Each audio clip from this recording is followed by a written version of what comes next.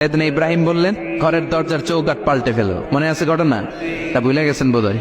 তালাক দিয়ে দিলেন বিবিকে, নতুন সংসার শুরু হলো। আরেকটা বংশীয় নেককার মেয়েকে বিয়ে করলেন। 3 বছর পর সাইয়েদনা ইব্রাহিম আবার বেড়াতে আসলেন। আজকেও সাইয়েদনা ইসমাইল বাসায় নাই।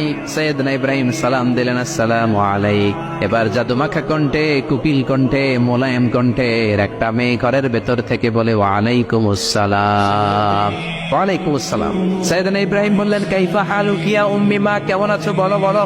মেয়েটা বলে, আলহামদুলিল্লাহি আলা কুল্লি হাল, সব অবস্থায় আলহামদুলিল্লাহ। সুবহানাল্লাহ পড়ে। সংসার কেমন চলে? কয় খুব ভালো। খাওয়া দাওয়ার অবস্থা কি? কয় আরো ভালো। এবার মেয়েটা বলে, কে আপনি? এই মরুভূমির মাঝখানে রৌদ্রের মধ্যে দাঁড়িয়ে দাঁড়িয়ে কথা বলেন, কেউ তো কোনোদিন আমাদের খোঁজ নিতে আসে না, কে আপনি? ঘরে আসেন।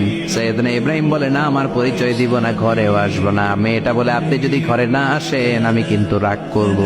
সুবহানাল্লাহ কোন। জোর করে ঘরে নিলেন, শরবত খাওয়ালেন, খেজুর খাওয়ালেন, রুটি খাওয়ালেন, মাংস খাওয়ালেন। সাইয়েদনা ইব্রাহিম চোখের পানি ছেড়ে দোয়া করলেন, ও মিয়া এটাও মাইয়া আগেরটাও। বেশ কো আসরা নাই। সাইয়েদনা ইব্রাহিম মাথায় হাত বুলিয়ে দিয়ে দোয়া করলেন আর বললেন, ইদা জা যাওজুকা মিনাল গাবা, তোমার স্বামী যখন বন থেকে ফিরে আসবে, ফাকরাই আলাইহিস সালাম, তোমার স্বামীর একটা সালাম দিবা। ওয়া মুরিহি আন ইউসবিতা আতাবাতা বাবিহি, আর বলবা ঘরের দরজার নতুন চৌকাঠ যেন জীবনেও না পাল্টায়। চলে গেলেন। ইসমাইল আসলেন। বিবি বলল, নুরানি চেহারা এক আল্লাহর ওলির মতো মুরব্বী লোক আসছিল। মুরব্বী আসছে শুনে ইসমাইল তো ভয় পেয়ে গেলেন। কিরে, আগে তো একটা ঘটনা ঘটছে, ঠিক কিনা? কেমন আচরণ করেছিস বল। বিবি বলে, আপনি ভয় পাবেন না, আমি খুব ভালো আচরণ করেছি, আপ্যায়ন করেছি। তিনিও খুশি হয়ে আমার মাথায় হাত বুলিয়ে দোয়া করে দিয়েছেন আর বলেছেন, ঘরের দরজার নতুন চৌকাঠ যেন জীবনেও আপনি না পাল্টান। সুবহানাল্লাহ। সাইয়েদনা ইসমাইল বিবিকে জড়িয়ে ধরলেন। বিবিকে জড়িয়ে ধরে বললেন, ও বিবি, তুই তো পরীক্ষায় গোল্ডেন এ প্লাস।